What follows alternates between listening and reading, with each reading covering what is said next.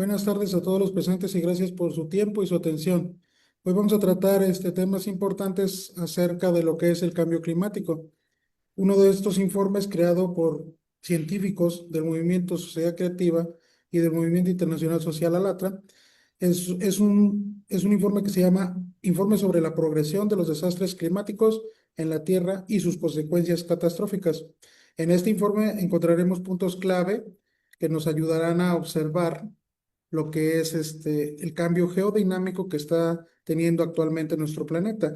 ¿Cuáles son los factores que provocan este cambio y cuáles serían las problemáticas al tiempo en el que estamos viviendo? Y analizaremos también sus soluciones a este tipo de cambios, la mitigación y soluciones contundentes y que ya son aplicables a nuestros tiempos. En la siguiente diapositiva.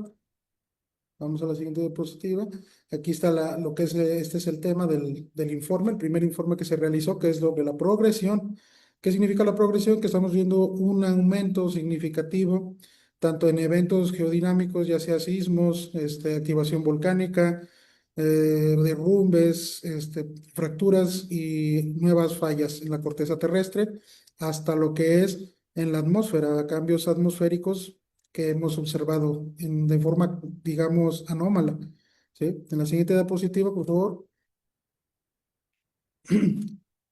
Arthur Viterito, un profesor de la Universidad de Maryland, ha observado el aumento de terremotos en el fondo oceánico a lo largo de las dorsales medio-oceánicas desde 1995. Esta fecha es muy importante que tengamos en cuenta porque los análisis desde hace más de 27 años se han ido observando que estos cambios han llevado a una amplificación en lo que son terremotos de fondo oceánico. Esto significa que debajo de la corteza, donde está el océano, hay una capa delgada, la cual está teniendo mucha actividad sísmica, que son los terremotos de fondo oceánico. Esto es muy importante recalcarlo, ya que el ser humano, con toda su tecnología, con toda su contaminación y con todos los factores antropogénicos que crea, no es posible que pueda tener alcance, ¿no? O sea, esos terremotos se generan por un factor diferente a lo que es la mano humana o el alcance de contaminantes por CO2. Aquí este análisis que hizo este profesor, pues obviamente nos data de que son eventos sísmicos que se producen desde 1995. En el gráfico observamos una rampa de progresión. Desde 1995 para a nuestra fecha se ha aumentado este tipo de terremotos y es más visible ahora en este año se ha visto demasiados sismos de magnitud 4 a 5 en todo lo que son las cuencas oceánicas y en el Océano Atlántico y en el Pacífico. Siguiente diapositiva, por favor. Aquí también se observa un aumento exponencial. Exponencial significa que va creciendo, ¿no? Sin precedentes. Por eso decimos que es sin precedentes, porque observando la gráfica vemos una caída muy, muy regular en los primeros 20 o 30 años desde 1950 y observamos que en 1995 empieza a haber una rampa, ¿no? Es una desviación tremenda, el doble, el triple de lo que se observaba tiempo atrás, hace 30, 40 años, ¿no? Entonces, esto significa que ha habido cambios exponenciales en la frecuencia de terremotos en la superficie terrestre. Ya no hablamos ahorita de los oceánicos, sino hablamos de terremotos que se producen en las capas litosféricas, precisamente donde estamos nosotros, en la superficie, ¿no? Aquí en esta gráfica nos dice que hay un aumento de terremotos significativos a escala con magnitudes de magnitud 6 y superiores. Esto ya lo vivimos. En 2023 hubo un terremoto en Siria y en Turquía de magnitud 7 y superior. ¿Qué significa esto? Pues que ya el magma ha alcanzado niveles muy altos donde se está alojando dentro de las placas tectónicas y está provocando estos movimientos anómalos de magnitud 6 y superiores. Más adelante observaremos que estos terremotos serán la norma, ya pasarán a un nivel diferente, ¿no? Vimos también hace un poco tiempo terremoto significativo en Neymar, donde hubo un terremoto también superior a 7, totalmente destructivo. Sabemos que ese tipo de eventos van a localizar pérdidas, muchas pérdidas. Estamos hablando de pérdidas tanto humanas como físicas y de nuestros activos. En la siguiente diapositiva, por favor. Aquí otra vez volvemos a la fecha de 1995 en análisis de gráfico, desde 1970 hasta 2023. Saltos significativos en los terremotos. Volvemos a ver este fenómeno que es producido por el ascenso de magma desde el núcleo de nuestro planeta. Sí, dado a que el planeta y el sistema solar está pasando por una ciclicidad astronómica, la cual afecta a nuestros núcleos de los planetas, esto lo veremos más adelante. Sin embargo, aquí vemos estas anomalías geodinámicas, ¿no? En 1970 todo parece estar estable. La rampa de desviación empieza desde 1995, 1997 y luego se dispara hasta nuestra fecha, en 2023, observamos cambios ya significativos. Aumento en el número de terremotos magnitud 6 y aumento en todas las fallas del planeta Tierra. Esto es un cambio a nivel global, ¿verdad? Aquí lo vamos a ir observando. La siguiente diapositiva. También otro de los cambios correlativos que se sugieren y surgen después de esto, de los terremotos, pues observamos actividad magmática, ¿verdad? Sabemos perfectamente que todo el planeta tiene volcanes, ¿no? Muchos volcanes. Ahora en estos 2 años, del 2024 a 2025, ha habido una activación magmática de los volcanes muy, muy acelerada o incrementada. Aquí podemos observar en estas gráficas cómo hay una actividad no, anormal en el supervolcán Campli-Freire a nuestro tiempo. Otro de los volcanes también muy activos es el supervolcán Taupo, una de las calderas superactivas que es el supervolcán Yellowstone y el volcán Mauna Loa. Son los análisis de estos supervolcanes los que tienen los científicos en la mira, ¿no? De por qué ha aumentado esto, esta es la gran pregunta, ¿no? Que todos queremos saber por qué está sucediendo esto y esta es la información que realmente debe entrar en un nuevo informe. ¿Por qué? Porque ya los informes que se tenían prepuestos para 100 años ya se están cumpliendo ahora, ¿verdad? Esto no es nada nuevo, ya los científicos saben perfectamente que en situaciones como estas pasan activaciones de volcanes, catástrofes, pero el cálculo que ellos tienen ahora de 100 años pues se ha reducido, ¿no? Y observamos que estos cambios están apareciendo ya en nuestro tiempo, por eso es de suma importancia que todos estos análisis lleguen a las personas correspondientes y a todo el mundo en general. Podemos pasar a la siguiente diapositiva, por favor. Aquí vemos, según el científico Petr Vladimirovich Lausbin, se producen incendios. Aquí vemos la zona de incendios, zonas de incendios forestales en zonas de fallas de corteza terrestre. Esto también es muy importante, porque todo se correlaciona en un estudio interdisciplinar, porque una cosa lleva a otra. Observamos terremotos que abren fallas, que abren grietas en la zona de la litosfera, y también en este mismo momento observamos que hay desgasificación de los volcanes y en estas fracturas empieza a liberarse gases, gases como metano, hidrógeno o dióxido de carbono, que son flamables también.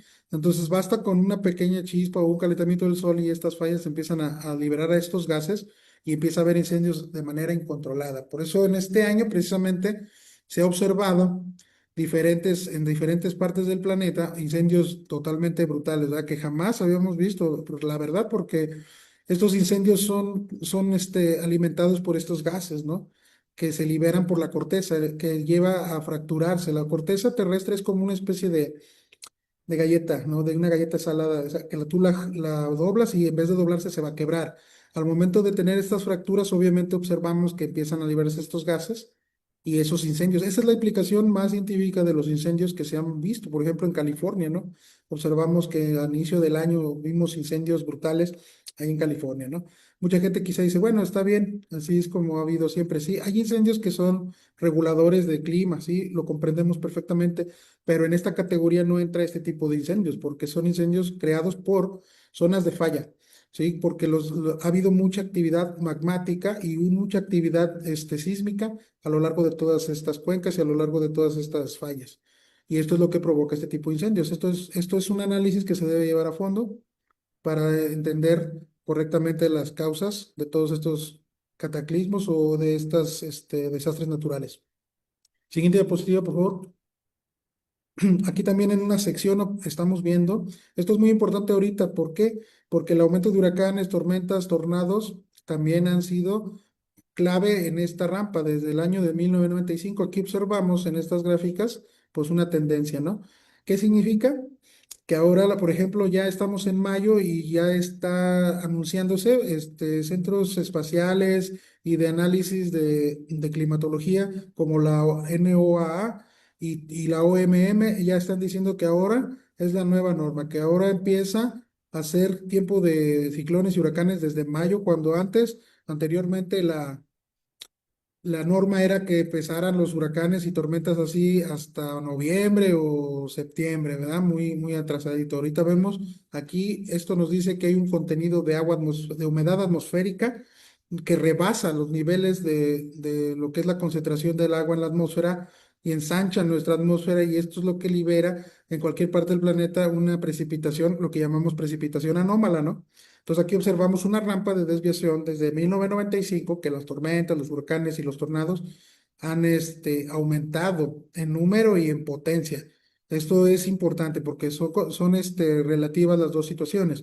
Un tornado que antes se podía decir, bueno, es normal que pase, no sé, por Minnesota, por Kansas, y ya, ¿verdad? Alguna destrucción por aquí, alguna destrucción por acá. Ahora observamos tornados precisamente en lugares donde no debería de existir tales fenómenos atmosféricos. Sin embargo, el cambio anómalo en el clima, ya sea atmosférico y calentamiento de océano y calentamiento del aire, está provocando esto, a que todo viene conectado. De eso se le dice una conexión disciplinaria de eventos, ¿no? Vamos a la siguiente diapositiva, por favor. Aquí también vamos a hablar de este factor. En los últimos 30 años, el calentamiento del océano se ha incrementado en un 450%, 4,5 veces más de lo que se tenía contemplado. Desde 1960 hasta 2015 observamos rampas de calentamiento a profundidades hasta 2.000 metros. ¿Qué significa esto? El Sol, aún aunque está en un proceso de ciclo y su radiación aún es mayor, no puede lograr un calentamiento a una profundidad de 2.000 metros. El Sol solamente puede penetrar hasta 200, 300, 400 metros por mucho, y más allá de ese método superficial ya no podría penetrar. ¿Dónde observamos las evidencias del calentamiento del océano y dónde observamos todo esto? Pues observamos varios factores, ¿no? El emblanquecimiento de los corales en toda la zona de corales. Vemos que esta es una anomalía que se está haciendo en nuestros tiempos y estos reguladores son factor clave para el enfriamiento del planeta.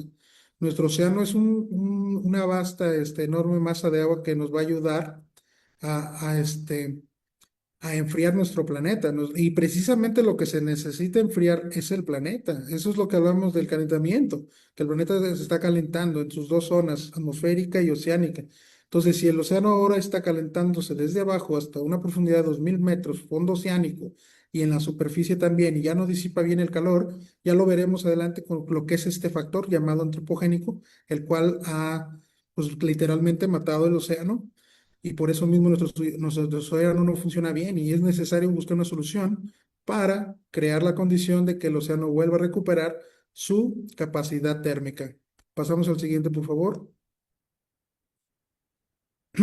Olas de calor marinas, este también es otro factor que se está viendo, se está provocando en los océanos y más allá, llega a la corteza, a donde estamos nosotros. Las olas de calor marina son zonas localizadas y duraderas de agua oceánica caliente, ¿no? ¿Qué significa que se está calentando? Entonces, estas manchas pronunciadas que vemos aquí en color rojo en estos gráficos son zonas exclusivamente donde generan calor, ¿sí? Y estas zonas se producen en el Atlántico y en el Océano Pacífico, a lo que muchos científicos le llaman blows, las manchas. Estas manchas producen tanto calor, tanta temperatura, tanta fuerza de térmica, que ahora los huracanes, pues obviamente van con mayor potencia, ¿no? Estos ejemplos los podemos ver cómo afecta aquí en México esta situación. Pues nosotros tenemos dos cuencas, la oceánica, Atlántica y la oceánica del Pacífico. Acá nos atacan por dos lados huracanes, ¿no? Me demuestra con esto en el 2023 huracán Otis llegó con toda su fuerza, potencia, convirtiéndose en un huracán de categoría 5, ¿no? Que empezó como un ciclón y luego empezó a agarrar fuerza, fuerza, fuerza y de repente, ¡pum!, se convirtió en un huracán, en la máxima categoría. Esto nos pone en alerta porque muchos científicos dicen, bueno, pues es que ahorita ya estamos en el cambio climático. Sí, pero si no estudiamos a fondo este tipo de situaciones, cada año va a ser peor, va a haber un aumento y estos huracanes ya van a ser totalmente destructivos. Sí, precisamente ahorita estamos ya en una zona localizada de que un ciclón está tratando de formarse, ciclón Alvin. Entonces, esto lo vamos a ver repetidamente y esto es lo que precisamente debemos analizar. ¿Por qué pasa esto? Por el calor que está acumulándose dentro de la masa oceánica que se está siendo liberado por medio de energía. Entonces, esto de las olas de calor marinas nos repercute mucho en todos los países y a México en lo particular ahorita está pasando por una sensación térmica terrible, ¿no? Ha habido calor por todos lados, ya no es lo mismo. Observamos cambios a rasgos, también en nuestra nación, ¿verdad? En México, que los huracanes va a ser peligroso para nuestras costas, ¿no? Y tenemos que estar alerta, todos las personas implicadas en la seguridad nacional, pues deben de estar alertas a toda esta información. Siguiente diapositiva, por favor. Aquí científicos de la NASA han identificado una enorme pluma de magma llamada Mary Bear bajo la Antártida Occidental, con una superficie casi de 1 millón de kilómetros cuadrados. Aquí vamos a entrar a otro tema también que es geodinámico. Esto se le llama la teoría de las plumas magmáticas. Hemos observado que ya muchos científicos de la AGU, de la NASA, de la observación Copérnicus, han observado y han realizado estudios analíticos por medio de telémetros láseres y satélites en órbita que observan por medio de infrarrojos las plumas que existen en nuestro planeta, ¿no? Están observando que han tenido una activación y precisamente desde 1995. Esto es el dato curioso, ¿verdad? De que desde 1995 empezó a activarse este tipo de anomalías térmicas dentro de nuestro planeta. Sugiere que hay cambios a nivel planetario y que son cosas que se están viendo en el interior, ¿no? En el interior de nuestro planeta, dentro del manto. Entonces aquí vemos que hay una pluma de manto en Antártida. Siguiente diapositiva. También basándose en datos de tomografía sísmica, investigadores han descubierto que una pluma del manto en el interior de Groenlandia. Este es el otro polo, estamos en el polo norte y en el polo sur está la Antártida. Entonces observamos que hay también una pluma magmática. Aquí podemos ya decir con seguridad que esta es la teoría del deshielo de glaciares. Este es un signo muy conocido por todos los investigadores, que significa que ha habido un deshielo anómalo en todos los dos glaciales desde hace 27 años, que estamos dando a una fecha de 1995, cuando empezó todo esto. Significa que estos deshielos no precisamente son por el sol tampoco no podría derretir semejantes masas de hielo. Sin embargo, es un factor, pero aquí el factor interior, que son las plasmas magmáticas que tienen una temperatura muy alta, sí pueden derretir desde abajo el hielo. Entonces, todos estos signos son prácticamente los signos del cambio climático que todos podemos observar, que todos los investigadores conocen, pero a lo mejor el factor X es lo que hace falta saber, que este factor X es la ciclicidad. Es lo que vamos a explicar más adelante, por qué suceden estos fenómenos. Siguiente diapositiva, por favor. Aquí viene cambios a escala planetaria en 1995. Si observamos también otro de los detalles de cambio climático que todos los científicos han quedado a investigar y que no entienden perfectamente es la deriva del polo magnético norte, o sea, su velocidad, tanto su localización, digamos, donde se encuentra, su posición ha cambiado y también ha cambiado su velocidad. Esto todo tiene que ver también con una pluma de manto, ¿sí? Cuando en 1997, en 1998, ondas térmicas del magma causadas por el desplazamiento del núcleo, este es un estudio que se ha realizado, y el mapa representa el vector de desplazamiento del núcleo interno. El núcleo interno, que se dice que es una masa de hierro con níquel, es un núcleo fijo potente. ¿Qué pudo haber desplazado algo tan grande, algo tan impresionante? Pues solamente una energía de nivel superior, ¿sí? Aquí también vamos a ver más adelante lo que es la energía que está promoviendo este desplazamiento del núcleo en los planetas rocosos, porque no solamente los cambios son a escala de la Tierra, sino también a escala sistema solar. Sin embargo, ahorita estamos analizando aquí en este gráfico el desplazamiento del núcleo 30 grados hacia el norte en un movimiento abrupto, en un movimiento anómalo desde 1997 a 1998 hacia la península de Taimir, en Siberia, Rusia. Esto es muy importante porque de aquí vamos a enlazar el reporte de lo que hemos hecho, las investigaciones que se han hecho de los científicos de Alatra hacia lo que es la pluma magmática que está en Siberia. Siguiente diapositiva, por favor. Aquí hablábamos de lo que es una ciclicidad, los cambios anómalos que presenta la Tierra en cuestión al movimiento y desplazamiento del núcleo también se presentan en la Luna, ¿sí? Siendo un planeta rocoso y que también tiene un núcleo, la Luna forma parte de nuestro sistema solar y también está teniendo cambios anómalos. Aquí nos dice que ha habido un desplazamiento de núcleo lunar en 1997, 1998 y que en 2022 se ha detectado una anomalía térmica en la región Copton-Belcovic. O sea, estos cambios, esto es muy importante, esto es muy interesante para todos los científicos y para todas las personas en general, de por qué en la Luna se ocasionan estos cambios climáticos coincidentes con los cambios climáticos que suceden en la Tierra y sin embargo la Luna pues no está habitada, ¿verdad? Esta es una pregunta muy interesante para todas las personas inteligentes, ¿no?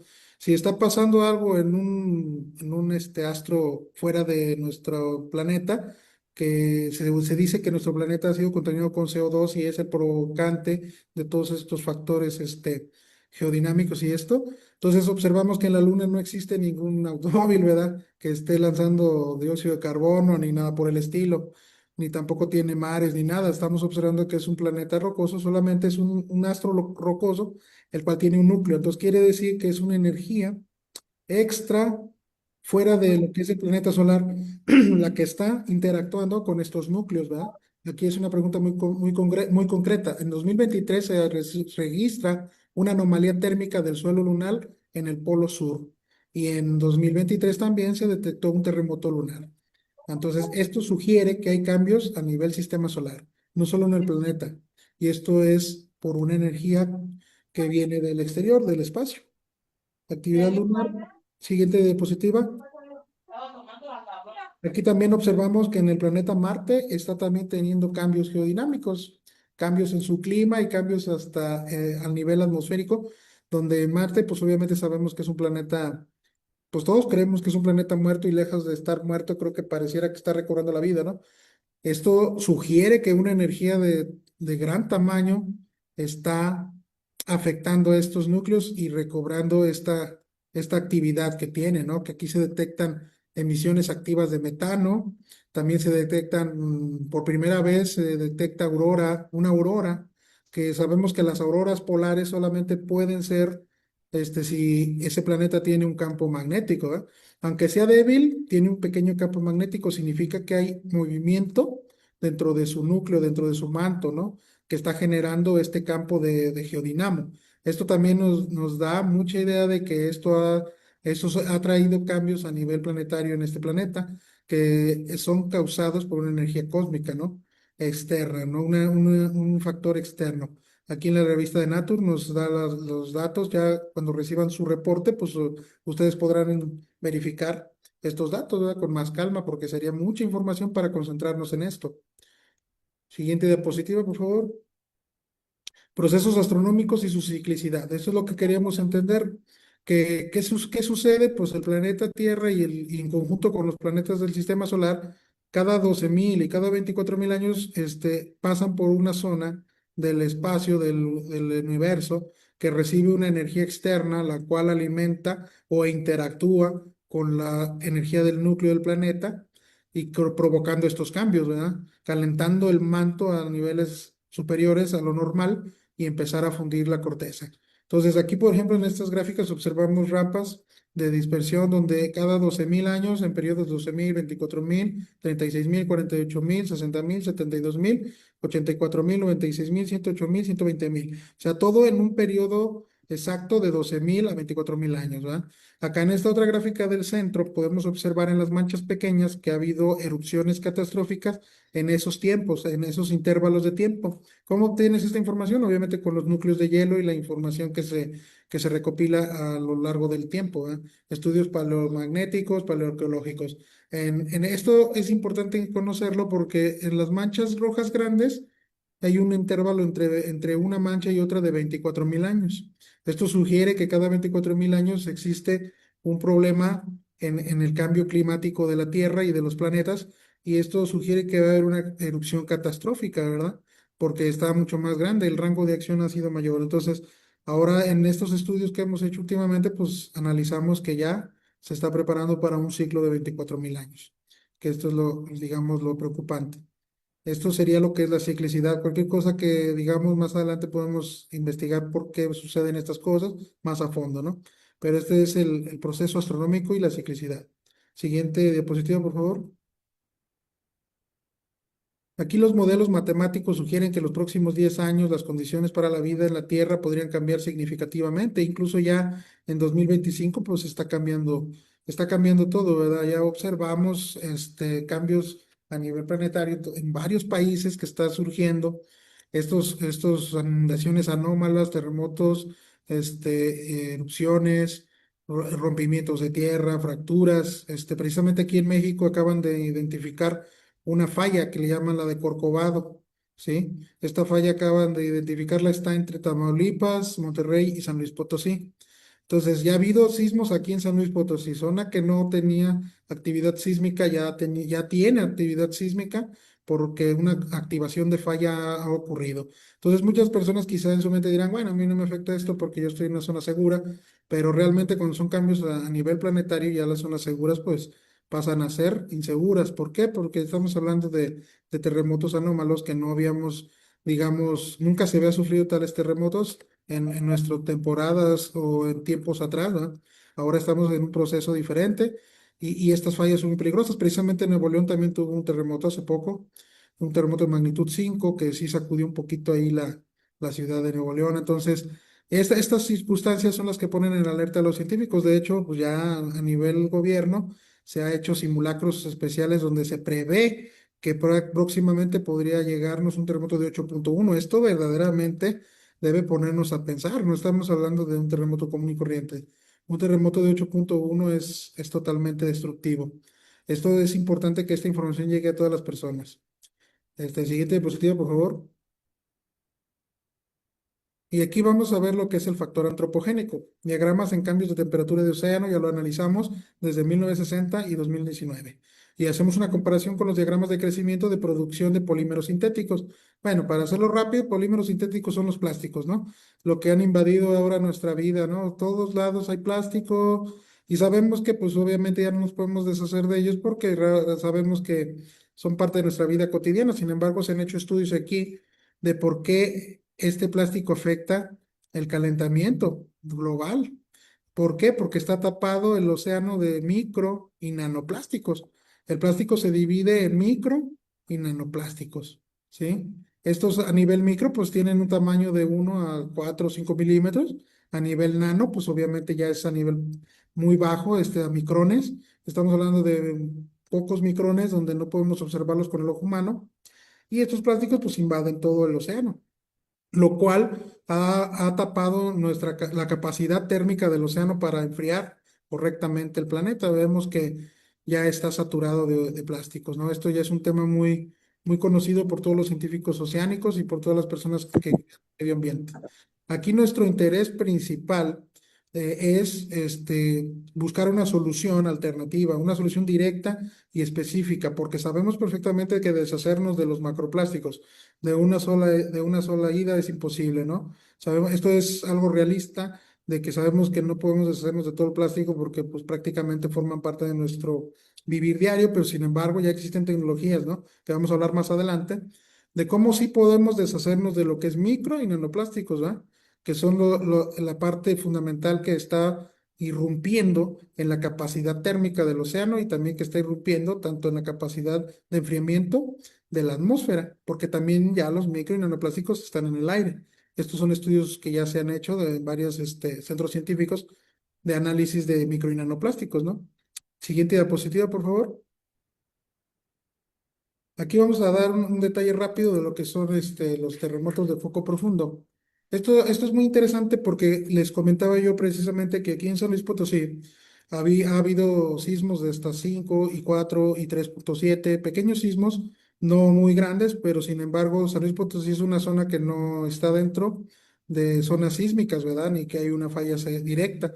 Sin embargo, lo que quiero dar a entender es que los terremotos de foco profundo son terremotos que no se producen en las zonas de falla ni en la litosfera, sino se producen a mayor profundidad, de 70 kilómetros en adelante hasta 700 kilómetros. Y aquí podemos observar que ha habido un disparo en la recta desde 1995 y de 1970 hasta 2023 de este tipo de sismos o de este tipo de terremotos. ¿Qué es un terremoto de foco profundo? Es un terremoto que se produce intramantelar, que significa que está en el manto exterior del planeta, donde precisamente son terremotos anómalos que muchos científicos no pueden concebir, ¿verdad? Es una paradoja porque dicen es que es imposible que en esa zona pueda haber un terremoto porque es una zona plástica como en slime. Es una zona plástica como la plastilina, entonces no hay ondas, ¿verdad? No podrían producirse ondas. Sin embargo, ahora, en nuestro tiempo, en este análisis científico geodinámico que se está haciendo, damos cuenta de que hay ascenso de magma, ¿no? Ascenso de plumas. Eso significa que el chorro caliente desde el manto, desde las profundidades más allá de los 600, 700 kilómetros, está habiendo chorros ascendentes de magma, los cuales descienden de forma abrupta, chocando con otros ascensos de magma que son más calientes y los otros ya enfriados producen un choque térmico, que se le llama choque térmico, explosiones de cavitación. Estas explosiones de cavitación pues forman explosiones muy grandes, ¿verdad? De varias miles de bombas atómicas dentro del manto, los cuales generan, esas sí generan ondas de expansión verticales y tangenciales, las cuales pues obviamente se dispersan en la zona de la litosfera también, llegan hasta la litosfera y esto es lo que genera estos terremotos. ¿Sí? Ya llegan a la superficie y empiezan a generarse. En zonas donde jamás ha habido un terremoto, empieza a haber terremotos y es lo que pone en plan a los científicos decir, bueno, pues aquí está pasando algo, ¿verdad? Y estos son los análisis. Ahora, la fosa de las Marianas es una fosa oceánica que donde su corteza es muy delgada, es la parte más delgada de todo el planeta, por decirlo de esta manera, es la zona oceánica más delgada, 11 kilómetros para el parecer, ese es el dato, y ahí puede haber una fractura significativa si llegase a producirse un terremoto amplio, ¿no? De mayor a 9 o 8 puntos, y esto podría traer consecuencias devastadoras para nuestro planeta, ¿sí? Siguiente diapositiva, por favor. Entonces, como ya observamos en todo lo que hemos visto a partir de este informe de progresión, observamos cambios en la atmósfera, cambios en la litosfera, cambios en el núcleo del planeta y observamos también cambios en lo que es la actividad magmática, ¿no? Observamos la activación de volcanes y la generación de fallas, ¿no? Ahora, ¿cómo podemos nosotros restaurar el océano? Se puede y hay formas y soluciones de hacerlo. Estas soluciones son prácticas, la tecnología tendría que estar a disposición para poder generar este cambio. Aquí tenemos, por ejemplo, aquí a simple vista un generador de agua atmosférica, ¿sí? Este aparato pues, cuenta con un condensador, un filtro, un evaporador y un compresor. Este aparato puede generar agua del aire. Ya existen modelos diferentes en muchos lugares de diferentes capacidades y de diferentes aplicaciones, ya sea industriales, ya sea de lo habitual de la casa o ya sea de parques o públicos, ¿no? Estos aparatos, pues al momento de que ellos generan el agua por medio de aire, absorberían el aire y generarían un ciclo combinado donde el aire se limpiaría en estos filtros de micro y nanoplásticos. Estos micro y nanoplásticos serían filtrados y el aire limpio pasaría por el condensador y evaporador, generaría el agua por medio de la condensación y los filtros especiales de carbono y filtros de UV ya limpiarían el agua purificada para llegar a consumo. Agua limpia directamente. Entonces, esto es una tecnología muy importante que nos puede ayudar a limpiar los océanos y a limpiar el aire de la atmósfera de micro y nanoplásticos, porque ya hablamos de que este factor, los micro y nanoplásticos, pues son una capa que está obstruyendo la capacidad de disipación de calor, tanto del océano como de la atmósfera. Por eso ahora los rayos del sol también calientan demasiado el aire. Y también, por ejemplo, el calentamiento interno de la Tierra, pues sale hacia afuera y esta radiación no llega a salir hasta el espacio porque queda envuelta en nuestra atmósfera, así dando este efecto de invernación, efecto invernadero, el cual produce pues, temperaturas altas, ¿no? Ya estamos casi por romper esa rampa de los grados, ¿no? De 1,5 grados ya vamos a superar esa rampa y esto va a traer situaciones catastróficas porque en algunas partes del planeta ya hay sequías muy, muy fuertes. Estas sequías, pues obviamente van a cobrarse vidas, ¿no? Van a cobrarse personas y esto es lo que precisamente la tecnología nos puede ayudar para esto. Sí, también esta es una solución a la crisis hídrica de algunos países, ¿no? En sequía. Esta sería una solución viable y totalmente realista, perfecta para aplicar. Entonces, aquí observamos que también el generador de agua atmosférica, muchos preguntarán, ¿ok? Esta agua saldrá del aire, se terminará al aire o qué pasará. No, pues esto sabemos perfectamente que no va a ser así. La atmósfera tiene millones de toneladas de aire. Entonces, esto es un ciclo, va a generar un ciclo también porque va a limpiar el aire y lo va a entregar limpio y la parte que se absorba, pues va a limpiar la de micro y nanoplásticos. y ya va a quedar una atmósfera limpia, un océano limpio. Y vamos a empezar, por ejemplo, en cuestión de la energía eléctrica. Eso también es muy importante que lo sepan porque obviamente para estos equipos a una implementación de manera global, pues obviamente requerirá una demanda tremenda de energía, pero para esto también existe otro equipo, el cual también nos puede ayudar en esta mitigación, los generadores sin combustible. Este es un proyecto de Neutrino Power Cube, también está en datos abiertos en Internet para quien quiera investigarlo, ahí está ya.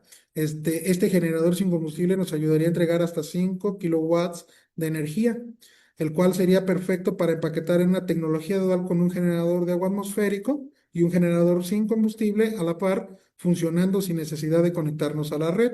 Esto haría el plus porque ahí ya no tendríamos que preocuparnos por el gasto energético. Estos generadores son capaces, son colectores de energía, más precisos, son colectores de energía que colectan partículas elementales de neutrinos. Mucha gente ya sabe lo que son los neutrinos. Los neutrinos en 2015 los japoneses identificaron que esta partícula elemental ya tiene masa, por lo cual ya se puede medir, por lo cual ya puede ser una partícula en la cual puedes interactuar con ella, como se interactúa con los fotones. Por ejemplo, es como un panel solar, nomás que los paneles solares utilizan fotones. En este caso, el generador sin combustible de Power Q neutrino utilizaría neutrinos. A base de placas de grafeno, interactuaría con ellos.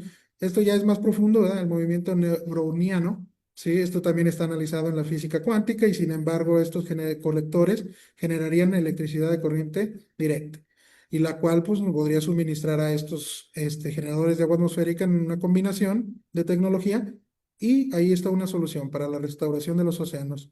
Científicos de todo el mundo y del movimiento internacional social ALATRA han identificado esta tecnología y han hecho los modelos matemáticos para ella y dicen que a partir de 3 o 4 años nuestro océano ya estaría empezando a ser limpiado, ¿no? Obviamente con otras técnicas de reciclaje de plásticos y demás, ¿verdad? En cuanto la humanidad pueda hacer esa sinergia para poder empezar a limpiar el océano. Y ahí está la solución al calentamiento y a la restauración de nuestros océanos. Gracias. Vamos a ver la siguiente diapositiva, por favor.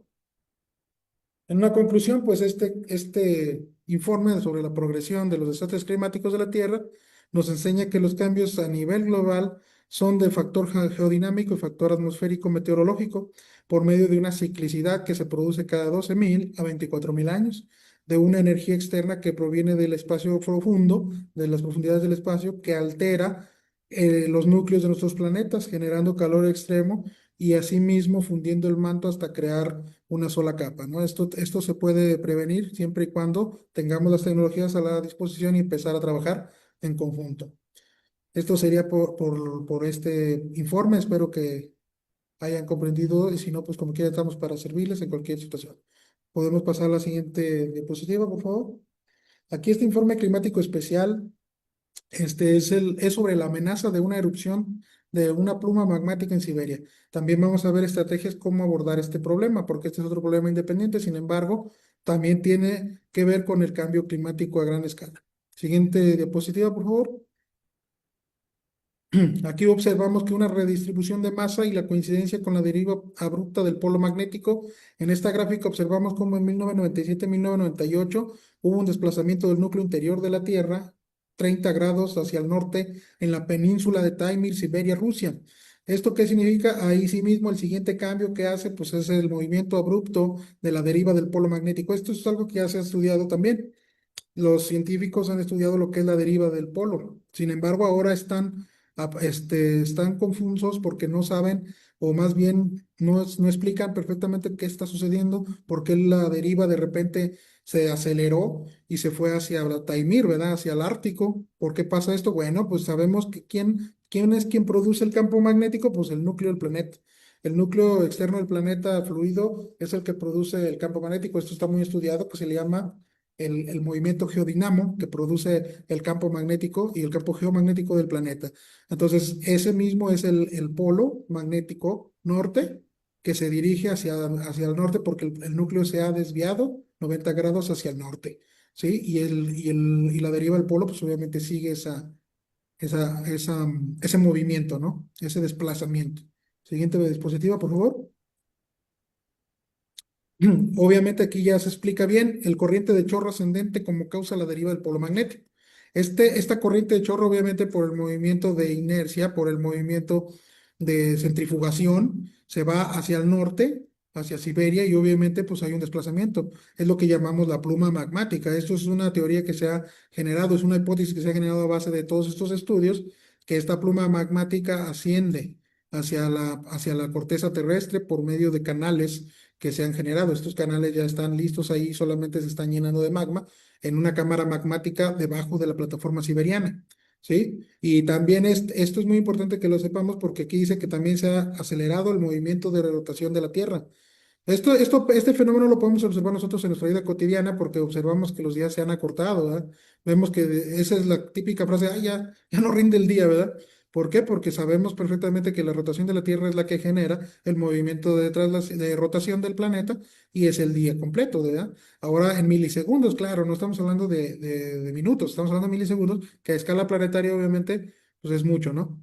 Para el planeta, esta rotación anómala por el desplazamiento.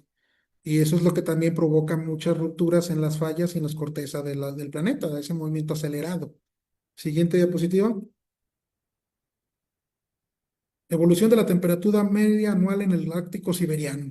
Aquí nosotros también podemos observar muchos científicos del Ártico han observado que la temperatura en el Ártico pues, ha aumentado, ¿no? El deshielo en el Ártico desde 1979, pero ahora, en este tiempo, desde 1995 hasta ahorita, la temperatura ha aumentado mucho. En 2010 en Rusia hubo una temperatura, una ola de calor tremenda que mató a muchas personas. Y sigue habiendo olas de calor y el calor no para y no para. ¿Por qué? Porque este calentamiento interno de la pluma siberiana que calienta el Ártico está generando gases de efecto invernadero que son metano, hidrógeno y dióxido de carbono, ¿sí? Y estos gases, pues obviamente con las corrientes del aire y corrientes oceánicas que tenemos en el planeta, pues se dispersan por todo el mundo, creando una capa de efecto invernadero. Por eso es lo que llamamos el efecto invernadero, ¿no?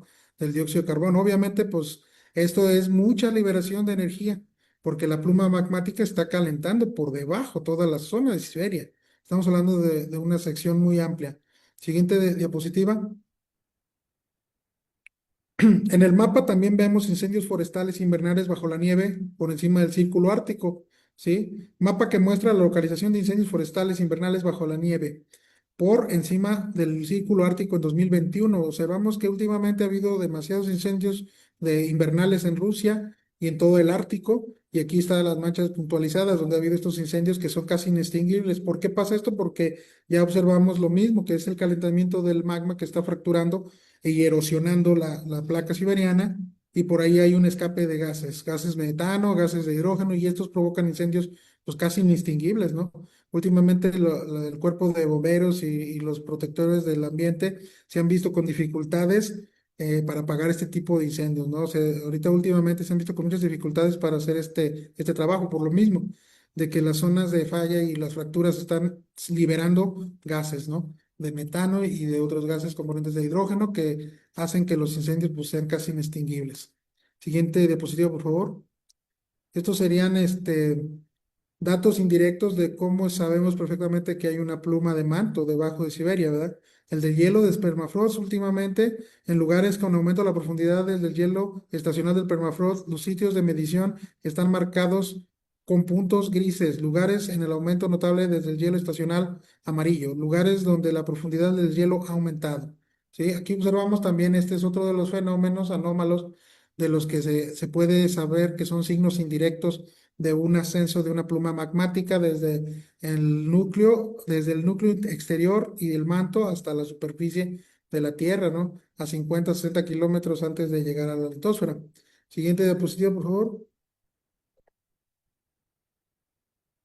Manifestación del vulcanismo de lodo. También observamos, por ejemplo, la distribución de zonas de potentes emisiones de gas en el norte de Siberia Occidental, en el asentamiento y cráteres aislados de emisión de gas, cráteres de emisiones de gas en el fondo de las masas de agua y manifestaciones de vulcanismo de lodo, ¿sí? Contornos de yacimiento de petróleo y gas, oleoductos y gasoductos. Por ejemplo, aquí observamos que en una imagen satelital vemos lagos termocásticos de Labrapto, ¿sí? Donde hay fragmentos amplios y un complemento de una imagen donde vemos volcanes de lodo y fallas previstas, ¿no? También ha habido noticias, hemos visto en las noticias donde hay como unos socavones que se generan ahí en Siberia, ¿no? Estos socavones que se generan es por la explosión repentina de una burbuja de gas, ¿no? De la acumulación, de la presión, símbolos de que está sucediendo la erosión de la placa siberiana, ¿sí? Esto porque es importante que lo conozcamos porque todo esto genera también cambios a nivel planetario. Todo el cinturón de fuego volcánico que pasa por Siberia, por Rusia, por América Latina y México también tiene afectaciones, ya que la pluma magmática al no liberar energía se tiene que dispersar y ramificar. ¿Qué significa ramificar? Pues que va a empezar a salir por otros lados y va a buscar zonas de ruptura, ¿no? En este caso, pues son los volcanes y en este caso, pues son todas las zonas de falla, ¿no? Y eso es lo que estamos observando. Por eso ahorita últimamente ha habido una actividad sísmica muy amplia, ¿no? Por esta ramificación de la pluma siberiana, que ya está en un punto de ruptura. Siguiente diapositiva, por favor. Otro de los símbolos también, pues sabemos que el contenido y el agotamiento de la capa de ozono es otro de los signos del cambio climático y estos son captados por satélites y observamos también perfectamente que estos ciclos o estos cambios del agotamiento de la capa de ozono son por las emisiones altas de carbono o de metano, que está sufriendo el planeta ahora y que estas provienen exactamente de donde está esa zona de pluma, ¿no? Esta es en las zonas Urales de Siberia septentrionales. Aquí podemos observar en estas gráficas cómo la distribución del ozono pues, en Siberia y en el Ártico pues, son desde 2020, ¿no? Desde el verano de 2020 ha habido este cambio. Son cambios que está sufriendo actualmente nuestro planeta. Es uno de los signos también de lo preocupante que puede ser esta pluma magmática. Vamos a la siguiente diapositiva, por favor. En esta analizamos rápidamente lo que es el tamaño, dimensión y la localización precisa de esta pluma. Diagrama de artículo que ilustra cómo los pequeños focos magmáticos indicados a las flechas a la izquierda influyen dentro del cratón siberiano. Aquí podemos observar que la pluma pues ya está ascendiendo, ¿sí? Y ya se han hecho análisis de esto geofísicos de cómo esta pluma ya tiene una capacidad muy amplia, ya estamos hablando de casi 2.000 a 3.000 kilómetros de diámetro y vemos en este análisis de este dibujo, como en este diagrama muestra que ya esta pluma está llegando casi al cratón siberiano. Por eso precisamente se supone que en el cratón siberiano es un lugar asísmico. Ahí no debería de haber sismos por la gran capacidad que tiene esta placa para soportar movimientos tectónicos y no hay placas adyacentes, lo cual en ese lugar pues es un lugar se supone que estable. Pero ahora ya también se ha observado que últimamente ha habido sismos de magnitud 3 y superior y esto ya debería de correlacionarse como una anomalía, que en un cratón existan este tipo de sismos, pues no debería de ser. Es algo anómalo donde no debería de existir terremotos o sismos, se está habiendo. Pero esto es porque está erosionando el magma, el cratón, está erosionando hasta llegar a cierta superficie donde ya empieza a haber esta actividad sísmica. Esta sería como quien dice, la dimensión de la pluma magmática, ¿no? Hasta donde llega, hasta el cratón siberiano por la parte septentrional y hasta la península de Taimyr en Siberia, Rusia, ¿sí? Que tenemos casi 2.000 a 4.000 kilómetros de cuadrados de distancia en lo que es la cabeza del magma y sigue en ascenso, ¿verdad? No se ha hecho absolutamente nada por parar este ascenso, entonces sigue en ascenso. Vamos a la siguiente diapositiva, por favor. Aquí también podemos observar, ¿sí? Un remanente de esta superpluma. Ya se había estudiado tiempo atrás el geomagnetismo, ¿sí? De esta pluma en 16 estaciones geomagnéticas se ha analizado que ha habido cambios anómalos en lo que es el Ártico. Estos cambios de geomagnetismo podemos observar que ya se observan, que ya se miran a todo alrededor de todo el mundo. ¿Cómo afecta esto? Y ya vemos que hay rayos por todos lados, ¿verdad? Ya hemos observado últimamente tormentas eléctricas muy grandes, geomagnéticas. ¿Por qué? Porque al erosionar esta pluma de manto, al erosionar, al tener flujo ascendente y el núcleo externo al estar acelerando, su capacidad de rotación genera también campos geomagnéticos. Y estos problemas pues, se observan aquí en estas gráficas, observamos muchos cambios geomagnéticos en el Ártico, muchos donde se producen muchos rayos en Siberia y en Rusia. Y esto es anómalo porque también en el Ártico también es Canadá y Groenlandia, ¿sí? Para generalizar, el Ártico es Canadá, Groenlandia y todo lo que es la península de Siberia. Sin embargo, en Canadá y en Groenlandia no observamos este tipo de rayos. Los científicos han observado que solamente en la parte de Siberia es donde se observan estos rayos y la capacidad geomagnética que ha liberado la pluma, pues es anómalo. En los traps siberianos también podemos observar que ya se hizo un análisis de temperatura infrarrojo y vemos que son 260 grados más caliente que la zona normal de otra falla o de otra pluma. Y ahí observamos que hay más temperatura. ¿Por qué? Porque está ascendiendo. Son muestras y señales de que asciende hacia la superficie. Siguiente diapositiva, por favor. También aquí, por ejemplo, vemos en esta diapositiva, así a simple vista, imágenes y estructura de la actualización de la pluma magmática. Y aquí vemos lo que son los resúmenes de la mencionada anteriormente para determinar la posición actual, el tamaño de la pluma siberiana. Ya sabemos que obviamente está en la península de Taimir, entre Guida y Yamal, y lo que es Siberia, Rusia, ¿va? Y ahí es donde se localiza esta pluma. Entonces, todo por eso mismo ahora se explicarán muchos fenómenos anómalos que suceden en Rusia, ¿verdad? Es lo que hablamos de hielo de permafrost acelerado, es lo que hablamos de olas de calor extremas y esa liberación de oxígeno, de esa liberación de metano, perdón, que es la que está causando también los efectos de invernación en todo el planeta, porque ese metano obviamente se dispersa por todo el globo. Y eso es lo que afecta directamente a lo que es el calentamiento de la atmósfera en gases de efecto invernadero. Una liberación anómala de gases de metano. Siguiente diapositiva. Aquí vemos ahora sí la densidad de sismos magnitud 3 y superior en este territorio de Siberia desde 1990 hasta 2024. En estas gráficas observamos la rampa de distribución de esta densidad de sismos, ¿verdad? Era lo que hablábamos hace poco, hace en las otras diapositivas, de que estos sismos pues son anomalías. Estos ya no pueden ser sismos normales porque en esa parte del cratón siberiano septentrional pues obviamente es una zona sísmica, ¿no? Pero ahora ya se ha convertido en una zona sísmica y esto es lo verdaderamente preocupante. ¿Por qué desde 1990 hasta esta fecha? Porque la cámara magmática necesita un tiempo para poder llenarse. En todo este tiempo, pues obviamente ha ido ascendiendo desde la pluma, desde el manto, desde los límites del manto hasta arriba, pues ha ido ascendiendo y este tiempo es el que ha tenido para llenar esa cámara magmática que ahora, pues obviamente está ascendiendo hacia la superficie, ¿no? Siguiente diapositiva. Reconstrucción de la formación de trazos siberianos hace 250 millones de años. Aquí esto ya sabemos que esto lo conocemos muy bien de la historia paleoecológica, de que en estos traps se formaron hace 250 millones de años, precisamente por un ascenso de pluma magmático, ¿sí? Esta pluma magmática que ascendió en ese tiempo, pues obviamente formó todas las escaleras siberianas y lo que son todos los cratones y lo que son, por ejemplo, las plataformas siberianas y todo lo que es el continente, ¿verdad? De esa parte de Rusia, porque en ese tiempo también sucedió esta anomalía térmica del ascenso de una pluma magmática.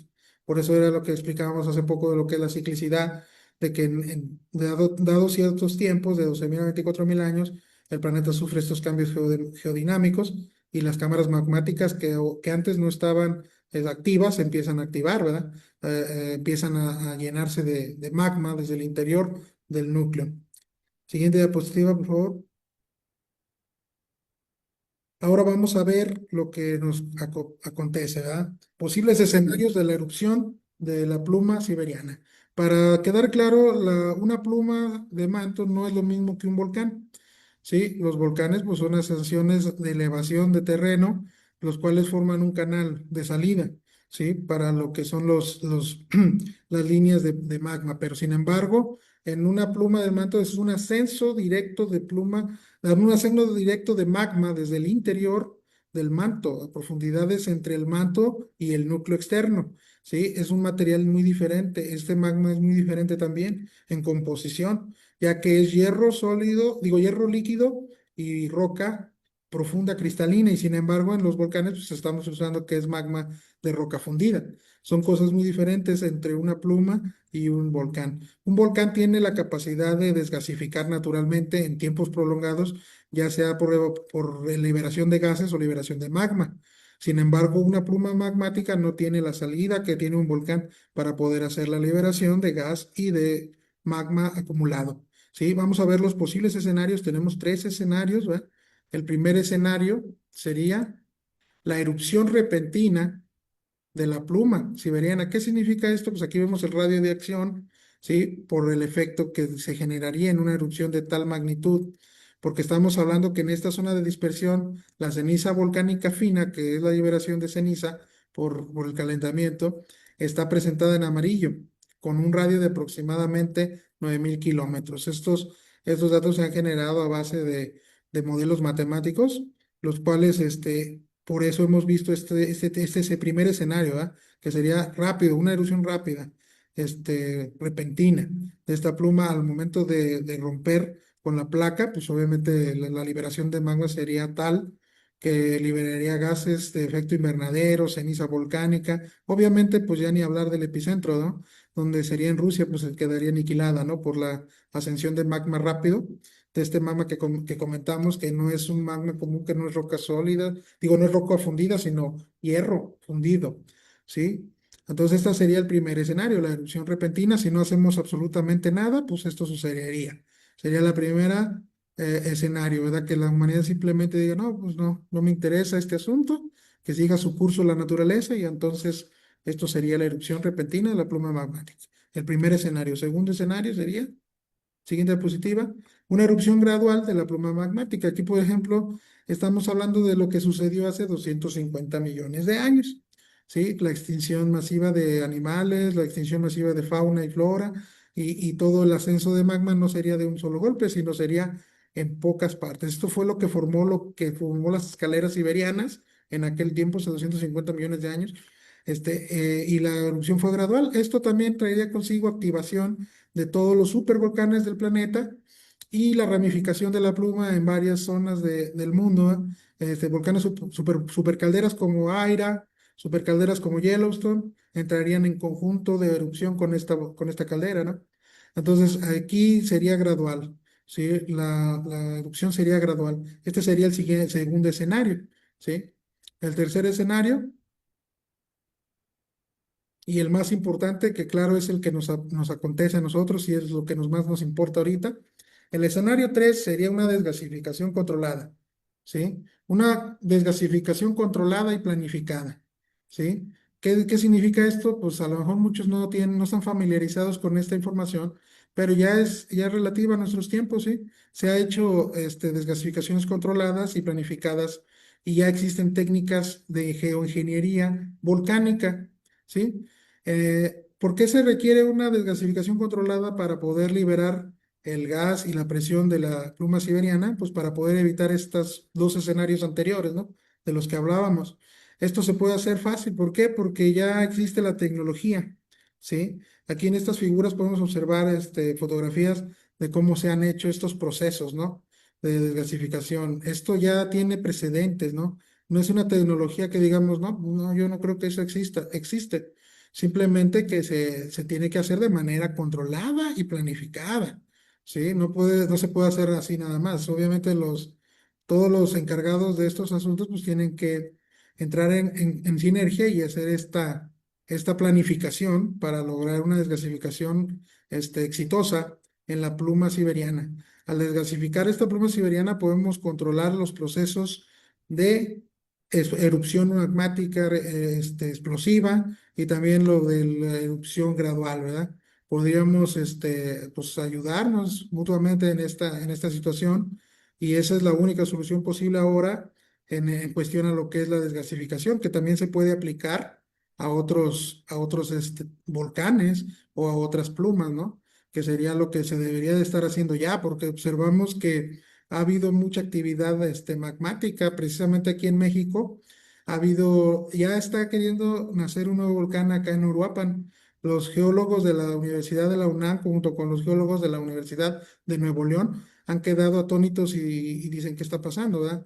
Esto es algo anómalo y hay que revisarlo. ¿Por qué? Porque ya están surgiendo nuevos volcanes, nuevas zonas de falla y estamos observando que ya la activación de los volcanes pues va en manera progresiva, ¿no? El Popocatépetl precisamente en este mes ha tenido una nueva erupción, está muy activo y los volcanes del Pico de Orizaba también, allá en Jalisco también ha habido algunos sismos, acá en San Luis también ha habido algunos sismos.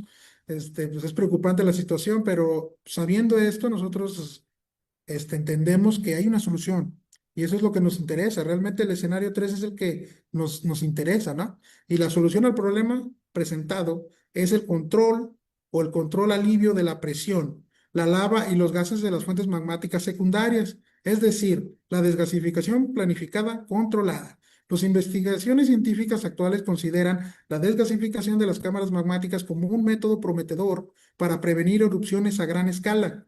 Este enfoque proporciona una base para aplicar tecnologías de geoingeniería volcánica, no solo en volcanes o supervolcanes, sino también para gestionar la actividad de las plumas magmáticas, que es nuestro caso. El concepto de desgasificación controlada se ha reflejado en una serie de publicaciones científicas y patentes desarrolladas por especialistas de varios países desde la década de 1960. El Servicio Geológico de los Estados Unidos, USGS, ha realizado perforaciones en áreas de lagos de lava en el volcán Kilauea en Hawái para redirigir la lava e iniciativas similares se están llevando a cabo en Japón, Islandia e Italia, ¿sí? Como ejemplo, en Japón se probaron tecnologías para reducir la presión de cámaras magmáticas, mientras que en Islandia se tuvo una experiencia exitosa en la redirección de lavas en la isla Hiamei, donde los flujos fueron enfriados con cañones de agua. En Italia se están desarrollando sistemas de alerta temprana y métodos para gestionar los flujos de lava. Un ejemplo de esto fue la destrucción explosiva de barreras de lava en el volcán Etna en 1983. También un ejemplo de desgasificación exitosa es el proyecto japonés Perforación Científica del Volcán Onsen, con sus siglas USDP. Esta es una iniciativa de 6 años, comenzada en abril de 1999, que tiene como objetivo el estudio de la historia del crecimiento y la estructura subterránea y los procesos de ascenso de magma en el volcán Onsen. En el enfoque adecuado, la humanidad es capaz de desarrollar un programa de desgasificación de una pluma magmática basado en el trabajo global de especialistas. Su objetivo principal será minimizar las consecuencias del ascenso de esta pluma siberiana mediante la reducción de la presión de lava y los gases en los focos magmáticos secundarios, lo que permitirá prevenir erupciones incontroladas a gran escala. ¿Sí? Pues aquí vemos y ya leyendo aquí el informe, sabemos que ya tenemos esa tecnología existente de ingeniería volcánica, la cual tendría que ser aplicada en este escenario, y este escenario sería una opción y una solución directa al ascenso de esa pluma, ¿no? Liberaríamos toda esa presión y toda esa energía acumulada y evitaríamos una erupción de manera exitosa. Este sería, siguiente diapositiva. Esto sería la conclusión, amigos. La conclusión es de que esta amenaza de pluma magmática está poniendo en jaque a todos nuestros ecosistemas, ¿sí? Tanto atmosféricos como geodinámicos, como terrestres, como marinos, fauna, flora y las vidas mismas de nuestras familias y nuestras personas. Lo que nosotros presentamos aquí es un informe realista, verdadero, fiel y confiable. Toda la información está dentro del parámetro público. También se puede observar que tenemos grupos de científicos analizando todo esto alrededor de todo el mundo y nuestra única obligación o nuestra única iniciativa es difundir esta información para que pueda ser posible este escenario y lograr la desgasificación exitosa de esa pluma que puede provocar un cataclismo a nivel global. Yo les doy muchas gracias por su atención y muchas gracias a todos los presentes aquí que están contribuyendo que a una acción noble que es el control y el cambio del clima, las soluciones posibles que se llegan a tener a la mano, que ya están listas para aplicarse. Y qué bueno, pues muchas gracias. Sigamos en la hazaña y en la obra. Muchas gracias a todos los que nos escucharon por su atención. Gracias.